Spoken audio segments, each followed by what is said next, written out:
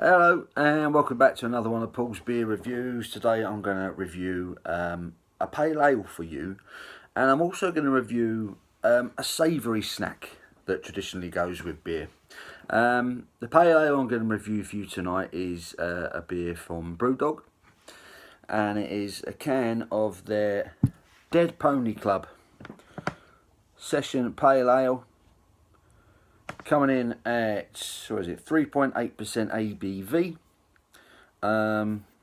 If you're familiar with BREWDOG, you will know there is always a shit ton of information on their cans. I'm not really going to go into all that. I try and get the basics. Ingredients: water, barley, hops, yeast.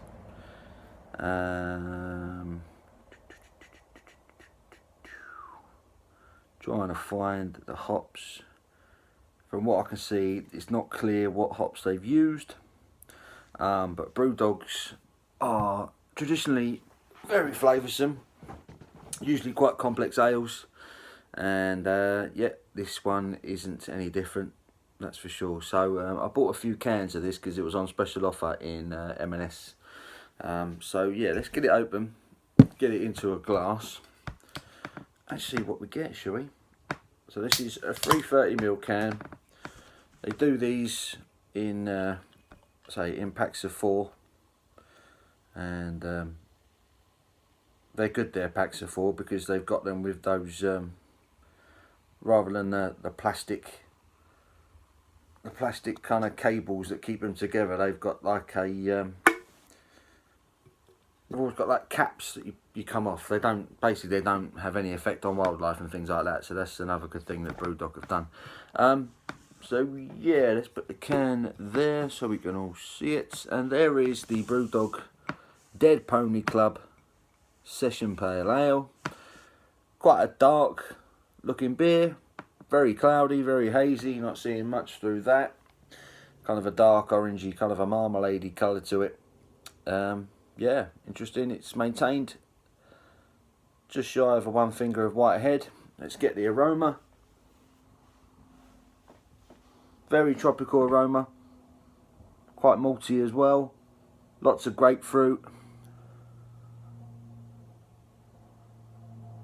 pineapple,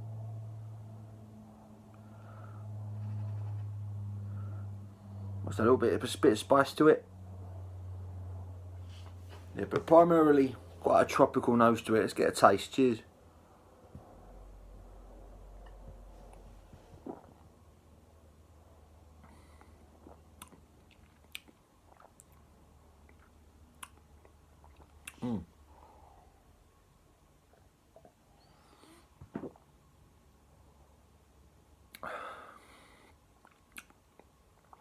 That's pretty decent. Again, I mentioned a minute ago, BREWDOG beers are traditionally can be quite complex.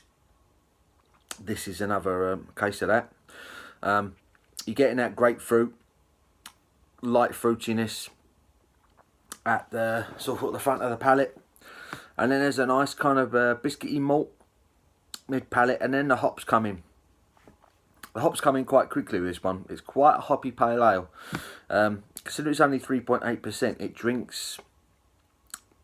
You wouldn't be surprised if someone told you it was perhaps a 4.8%, but it's a light one. It's very drinkable, this.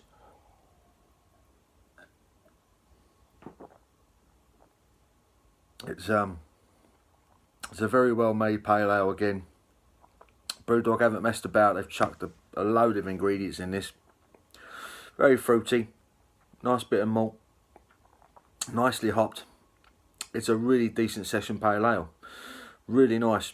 This one's been out of the fridge for about half an hour now because it's freezing cold in my fridge now. So I've just kind of took it out just to kind of warm it up a bit. But it's still nice and cold though. This is ticking the boxes right now. It's a really good pale ale. One more taste.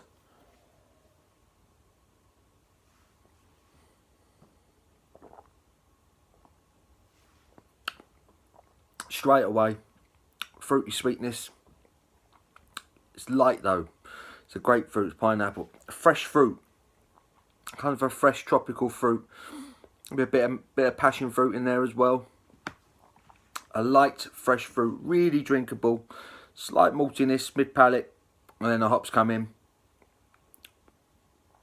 And it leaves that bitterness, the lingering bitterness to it. Not overly hoppy, obviously. It's not an IPA or anything like that. It's not a hop bomb. But it's a nicely balanced, very complex pale ale. But it's very drinkable. Despite the complexity to it, it's very light throughout. It's not a heavy thing. It's a very drinkable pale ale. You could do a few of these quite easily. And you're getting a drinking experience for it as well, which is good. I like this stuff. I've always quite enjoyed the Dead Pony Club Pale Ale. I'm going to give it an 8 out of 10. We're now going to move on to the next part of the review. Now, these crisps have started floating about in shops. And they're by Walkers, who are probably Britain's leading crisp or potato chip manufacturer. And they've brought these things out, and they're called Max Strong. And the selling point, or the way they've marketed these crisps, is that they're basically saying that they're perfect with beer. There's even got, you can see on the Strong logo, they put a pint glass there, and it says perfect with beer. And they've come in 3 different flavours, and they're all kind of spicy. They've got 3 different levels of spiciness. Now, me, I quite like spicy food. I like my spicy stuff, and I've gone for this one. And these ones are jalapeno and cheese flavour. So what I'm going to do, I'm going to have a crisp and review that on its own. It's a big ridged crisp, a bit like a McCoy. Let's get a taste of this.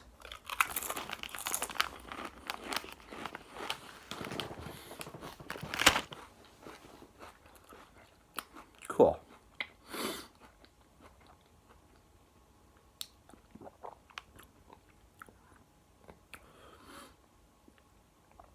That's a hot crisp. They've nailed that. Straight away, as soon as I shoved that in my gob, I could taste like a fresh jalapeno, like I was eating a slice of jalapeno. And then you're getting the cheese. Spicy, and then the cheese. That's a really tasty crisp. Yeah, that's nice. I like that. Are they perfect with beer? Now, I mean, when I go to the pub, there's very few things better to go with a few pints than a bag of crisps. I personally quite like cheese and onion flavour, or a roast beef or something like that. What I mean, Walkers with these crisps are suggesting that the spicy crisps are what they consider perfect with beer. So they've got 3 flavours. They've got the jalapeno and cheese. There is I think it's a spicy barbecue wing flavour, and the other one is chilli and lime. And yeah, I went for the hottest one, the jalapeno and cheese, because I'm crazy like that. So what I'm going to do now, I'm going to taste one of these, and while I've still got the taste of this in my mouth, I'm going to do a swig of this pale ale, seeing as it's a sessionable one, and see how it's if they complement each other well, any better than a normal crisp would. All right, so bear with me.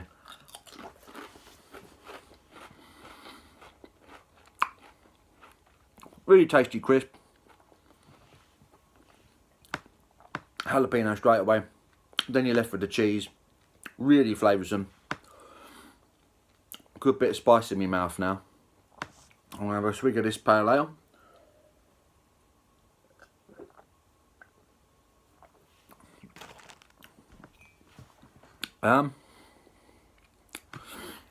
They do go well, yes.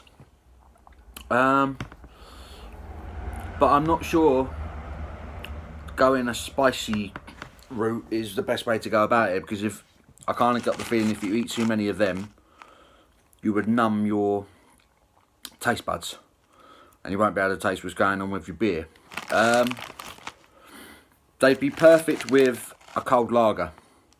They would be absolutely perfect with a cold lager, one that doesn't particularly taste of much. And if you just want a cold, carbonated, refreshing lager and a bag of crisps, they would be perfect for that. Absolutely perfect. And because they're so spicy, you kind of want the beer, because I've still got that tingling in my mouth from the jalapeno. So I want to pick up the beer and knock it back, you know. So perhaps that's probably the point because it's spicy, they make you want to drink quicker. But personally, I think crisps go well with beer anyway. I'm not sure if these are ideal purely because I think there's too much spice going on with them. But they're very tasty crisps from Walker's. I've done a good job with these, and this was a very good beer. BrewDog's Dead Pony Club Session Pale Ale, very good beer, 8 out of 10 for that. Go out, get these, they're in the shops all over the place now, really tasty. See what you think. I think crisps with beer go well anyway. So yeah, you know, I wouldn't go out of my way just to get these to have it with a beer, but they're nice. I'm going to leave it there. I hope you've enjoyed it. So BrewDog Dead Pony Club, cracking Session Pale Ale. I really do recommend that. And if you like spicy crisps, get hold of them from Walker's. Hope you've enjoyed the video. A little bit different today. Give the video a thumbs up. Leave your comments below. Let me know what you thought. Let me know what you're drinking. And I'll catch you on the next one. Thanks, guys. Take care.